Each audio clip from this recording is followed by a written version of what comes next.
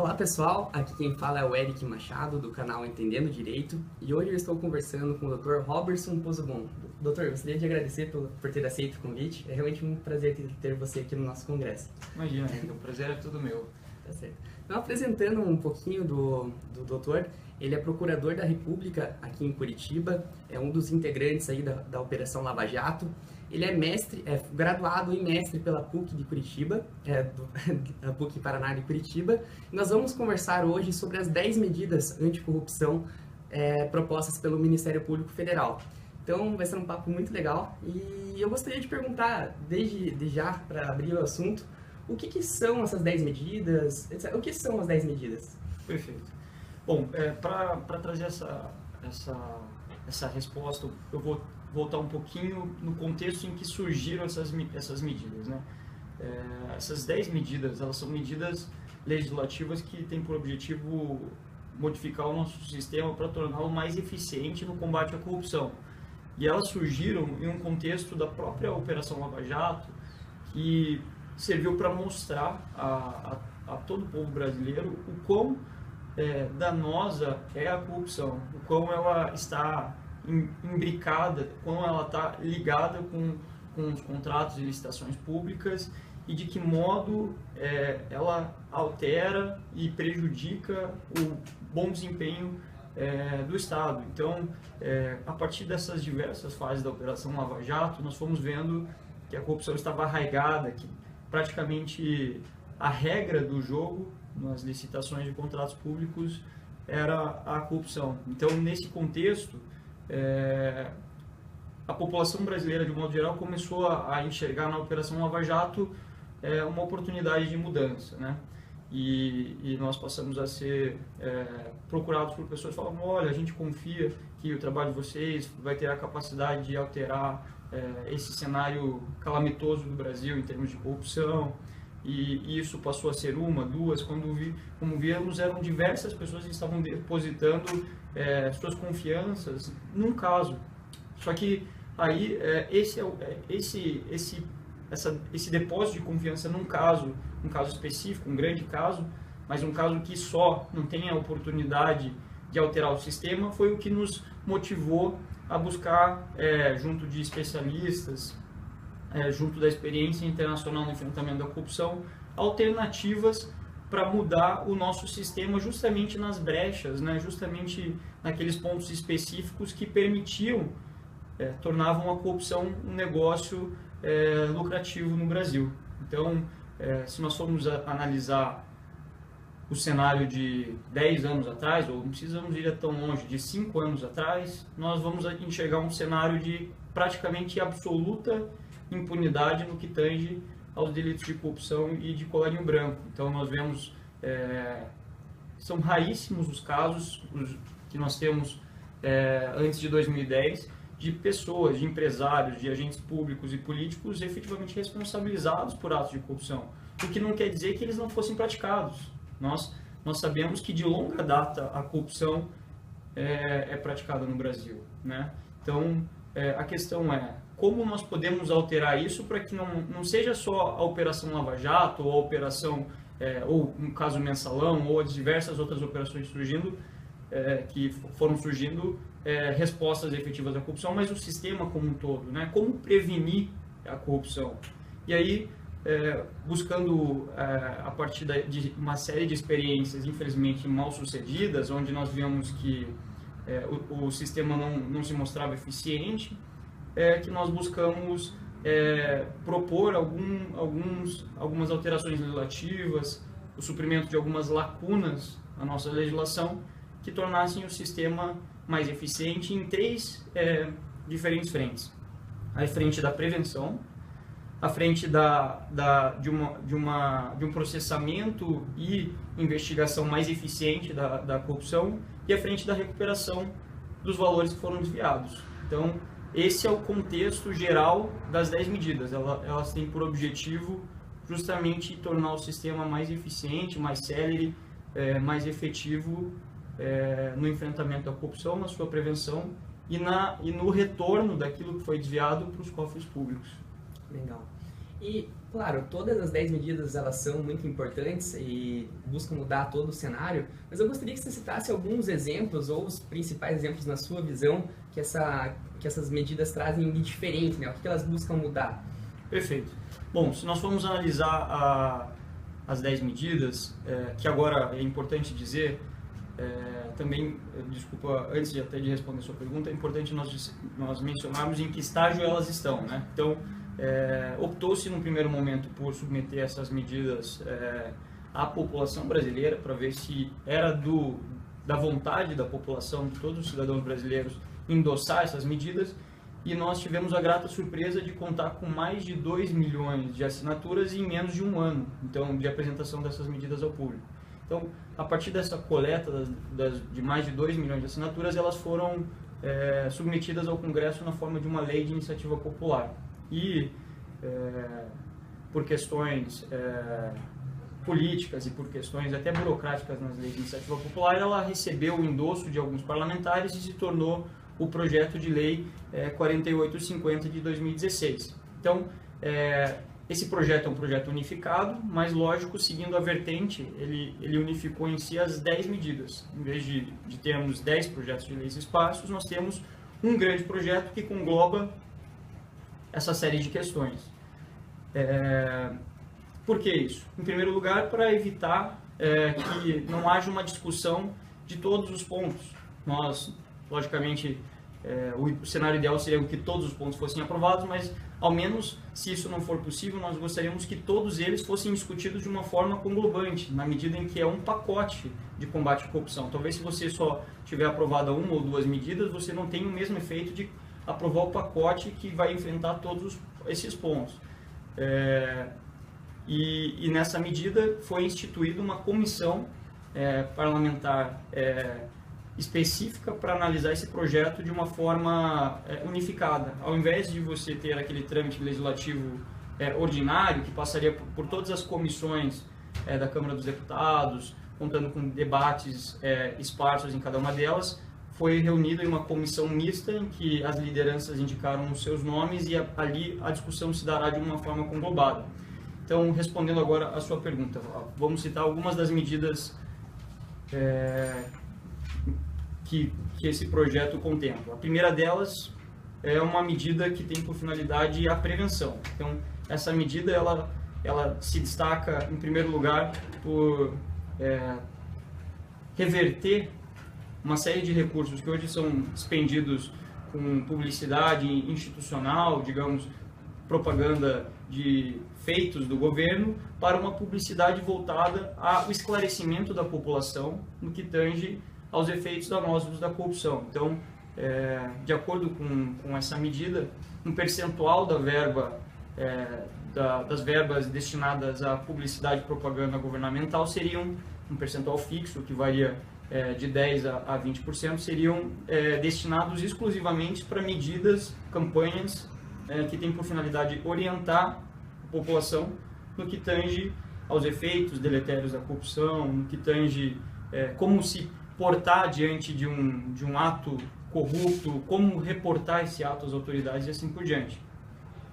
Ainda nessa primeira medida, nós temos os chamados testes de integridade, né? Esses testes de integridade são testes como se fossem simulações, Eric, em que você simula uma situação de corrupção e coloca aquele servidor público à prova. Então, seria como um teste para... Vamos pensar num fiscal da lei que atua numa rodovia, né? Então, esse fiscal da lei, ele está submetido no exercício das suas funções a uma série de estímulos que podem ser positivos ou negativos. Então, vamos dizer que esse oficial aborde algum cidadão que está transitando em altíssima velocidade.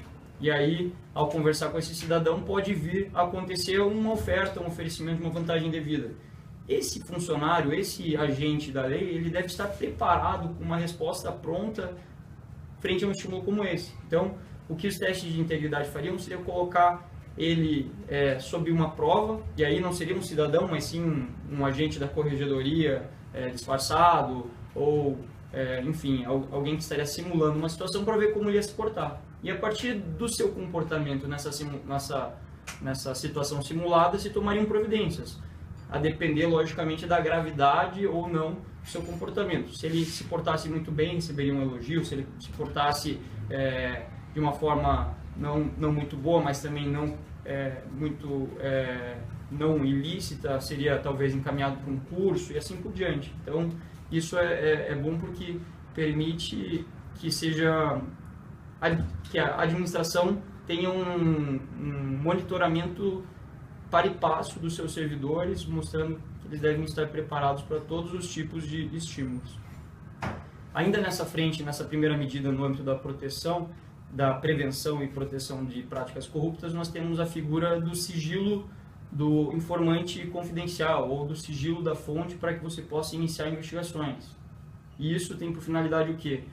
Tem por finalidade nós permitimos que os cidadãos se sintam confortáveis a reportar práticas ilícitas de grande gravidade que em um cenário normal eles ficariam temerosos de fazê-lo. Então, nós sabemos que muitas vezes as pessoas que mais conhecem práticas corruptas são aquelas que estão dentro da repartição onde ocorre a corrupção, dentro da delegacia de polícia onde ocorre a corrupção e muito próximas dos agentes que justamente praticam esses delitos e às vezes agentes são violentos. Então, essa medida do informante confidencial é uma medida que tem por finalidade permitir que essa pessoa possa reportar às autoridades públicas as práticas ilícitas de que ela tem conhecimento, sem que ela tenha que se identificar, ter sua identidade revelada a justamente aqueles criminosos que poderiam afetá-la. Isso é recomendado por diversos países, assim como acontece, por exemplo, na questão do sigilo do informante, do sigilo da fonte do jornalista. É um direito que, de certo modo, está garantido na Constituição, o sigilo da fonte por o exercício de uma profissão, e no caso a gente está falando do sigilo da fonte por exercício de diversas profissões, do delegado de polícia, do Ministério Público que vai investigar uma prática ilícita. Nós não estamos falando de uma denúncia anônima, não, a fonte ela existe, só que ela é mantida sob sigilo para a segurança daquele informante. Essas são as medidas que têm um viés mais preventivo, né? A gente pode pensar daí em outras grandes medidas importantes para reformar o nosso sistema. A figura a criminalização do enriquecimento ilícito dos agentes públicos. Essa é não só uma medida necessária no prisma interno, mas também ela é necessária no prisma externo. O Brasil ele se obrigou no âmbito de convenções internacionais a tornar criminoso o enriquecimento ilícito de agentes públicos. Por quê? Porque muitas vezes não é fácil você descobrir qual foi o ato específico de corrupção que um agente público praticou.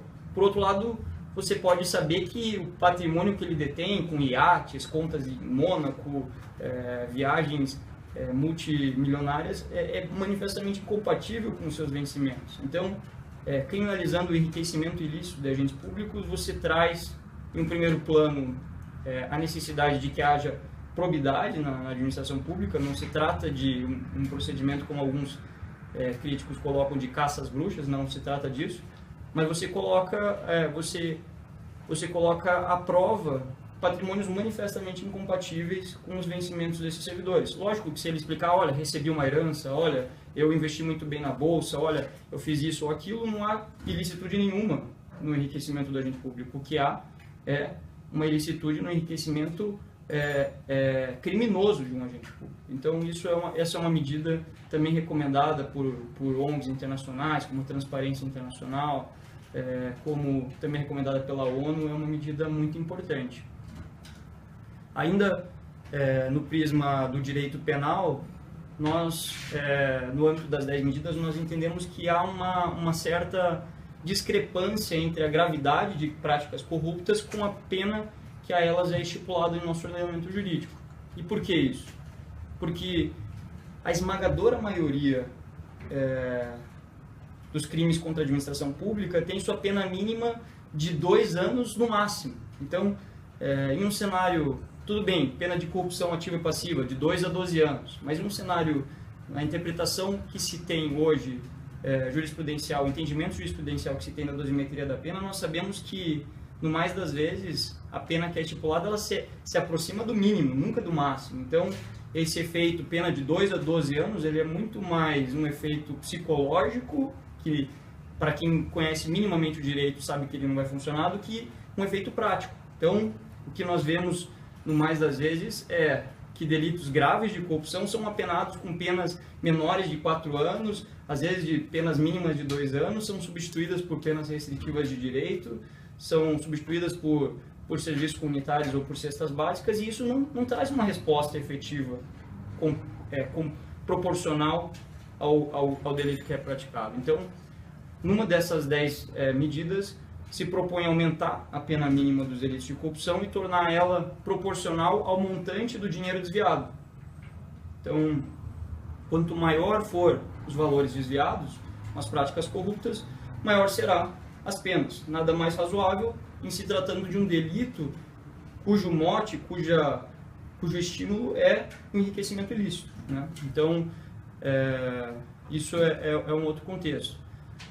No âmbito processual, eu chamo destaque para medidas que têm por finalidade tornar o nosso sistema recursal, de nulidades e prescricional mais eficiente.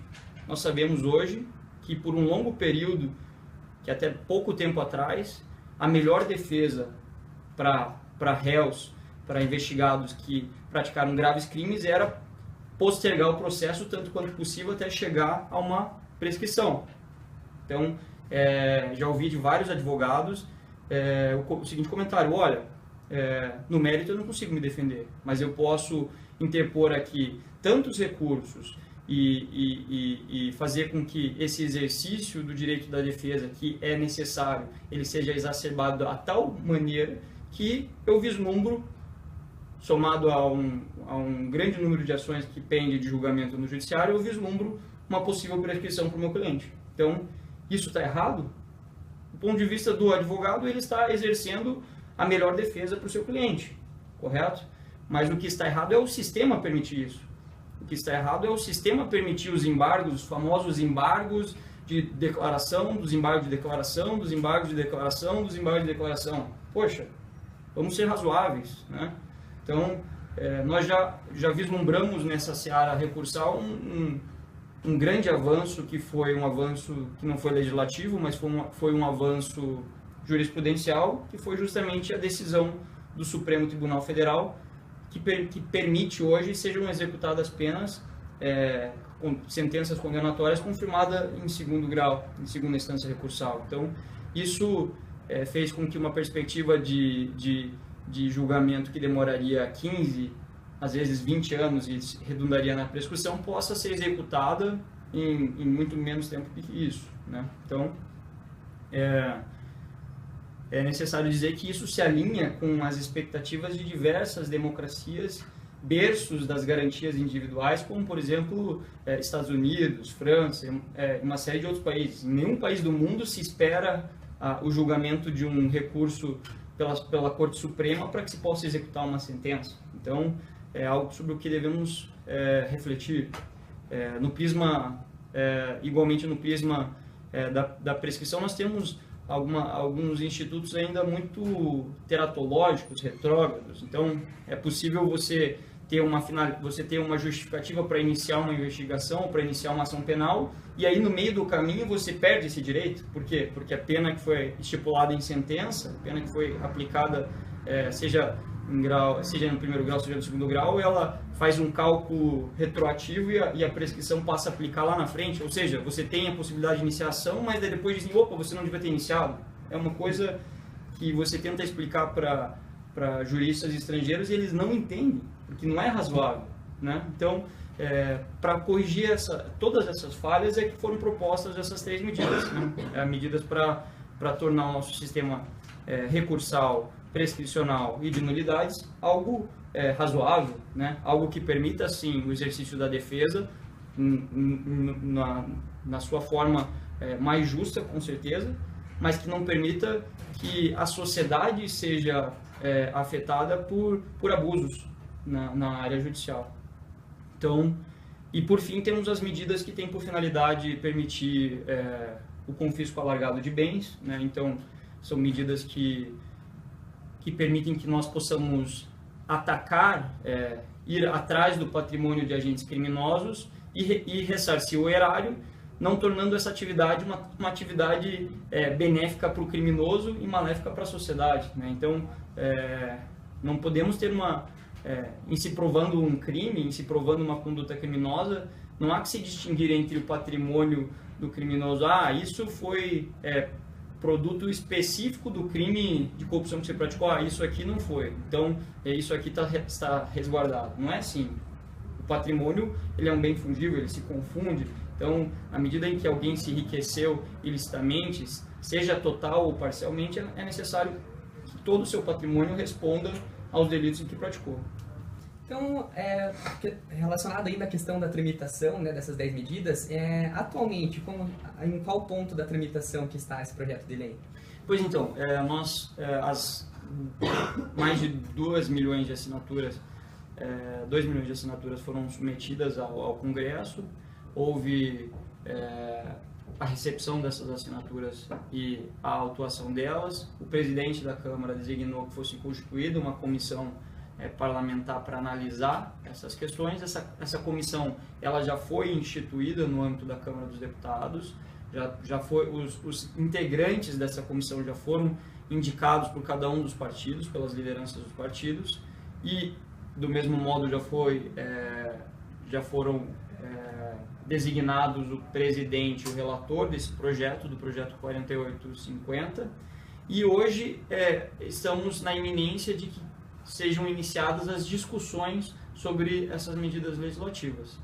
Hoje, então, é de grande importância que a população brasileira, que nós, enquanto cidadãos mesmo, possamos provocar os nossos representantes políticos, provocar aqueles representantes políticos nos quais votamos, nos quais temos contato, para que eles, no âmbito de seus partidos, sejam eles integrantes dessa comissão ou não, eles possam endossar essas medidas, provocar o trâmite desse conjunto de medidas contra a corrupção, que nós possamos agregar de forma a que esse projeto seja discutido de forma célere e conglobante, de modo que nós possamos vislumbrar. O próprio presidente da Câmara, o deputado Maia, falou que é o desejo da Câmara que nós tenhamos, ao menos nessa casa legislativa, o projeto discutido e aprovado até o dia 9 de dezembro desse ano, que é um dia particularmente interessante no que tange esse projeto, porque é o Dia Internacional de Combate à Corrupção. Então, estejamos atentos, estejamos em contato com os nossos representantes políticos e, tanto quanto possível, enviando e-mails, buscando conversar com eles, quem tem acesso a eles, aos seus escritórios políticos, buscar contato, para que nós possamos mostrar a ele a importância que esse projeto, que essas 10 medidas têm para nós, para todos nós e para a melhoria do nosso país. Legal. Doutor, eu gostaria de fazer uma pergunta, acredito que muita gente deve ter curiosidade relacionada a isso. Gostaria de perguntar qual que é a experiência de ser um procurador da República, de trabalhar na Operação Lava Jato, o que isso te acrescenta, o que você acha que pode ser tirado de lição dessa operação, as experiências mesmo que você pode compartilhar conosco. Perfeito. Bom, eu sou procurador da República há pouco mais de 4 anos, 4 anos e meio, e antes disso fui também delegado de polícia por aproximadamente 3 anos e meio.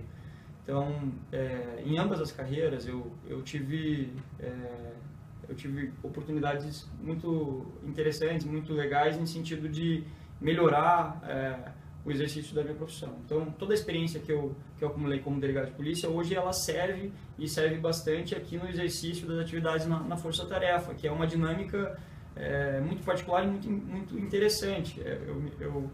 Eu digo assim que aqui, por vezes, nós temos que cruzar e cabecear a bola. Então, por quê? Porque as atividades elas são complexas, as atividades elas têm tanto a esfera da investigação, que é muito interessante. Então, nós temos aqui ferramentas tecnológicas para investigar, técnicas diferenciadas para investigar. Nós implementamos as chamadas técnicas especiais de investigação, que vão dar colaboração premiada, afastamento de sigilos bancários, fiscal, telemático, telefônico, e tudo isso de uma forma interconectada, de modo que a gente possa reconstruir esses crimes, esses delitos de colarinho branco da melhor forma possível, de modo a levar esses delitos nas acusações, nas ações penais, de forma clara para o judiciário, deixando ele confortável em suas decisões. Então, esse exercício diário de reconstruir os fatos que aconteceram por todas essas técnicas é uma dinâmica muito bacana.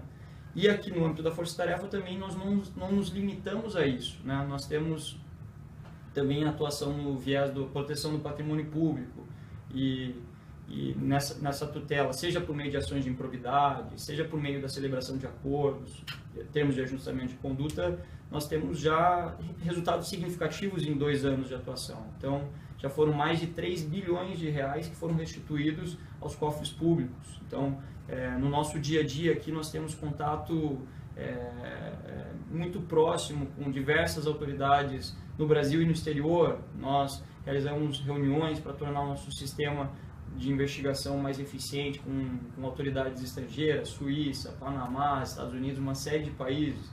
Nós sentamos aqui com os melhores advogados que representam essas grandes corporações, grandes empresas no Brasil e no mundo, para discutir questões referentes a acordos, questões referentes a políticas de compliance, de governança corporativa dessas empresas, para que não haja reincidência delas nesses delitos. Então, é um projeto, para mim, com toda certeza, é um privilégio estar aqui e é um aprendizado constante. Eu acredito que o Ministério Público, essa troca de experiência que nós temos, não só no âmbito do Ministério Público, mas com diversos outros órgãos, e aqui nomeio alguns deles, Receita Federal, Polícia Federal, antiga Controladoria Geral da União, hoje Ministério da Transparência, o Tribunal de Contas da União, o CAD, em assuntos tão variados, mas por outro lado tão complementares, nos permitem ter uma visão do todo que talvez no cotidiano, naquela atuação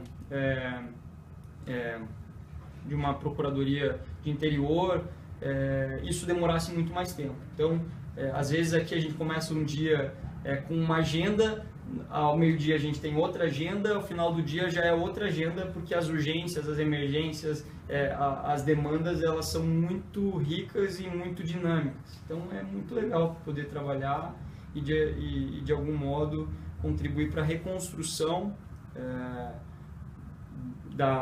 em primeiro lugar, da confiança do povo brasileiro de que sim, é possível responsabilizar agentes corruptos, sejam eles agentes públicos ou políticos ou agentes econômicos que têm grandes recursos e muito poder, e o direito penal também pode funcionar para eles, seja também trazendo uma mensagem de esperança de que sim, é possível virar a página, empresas estão mudando sua forma de praticar negócios no Brasil, grandes empresários estão mudando sua forma de pensar, e isso tem aberto um espaço para que novos agentes sejam inseridos nessa dinâmica. Agentes que querem praticar o bom negócio, agentes que querem, não estão inseridos numa política de se tornar próximos de agentes públicos e oferecer vantagem para ganhar licitações, mas sim de praticar o melhor preço, e isso é algo que traz uma perspectiva de um Brasil melhor.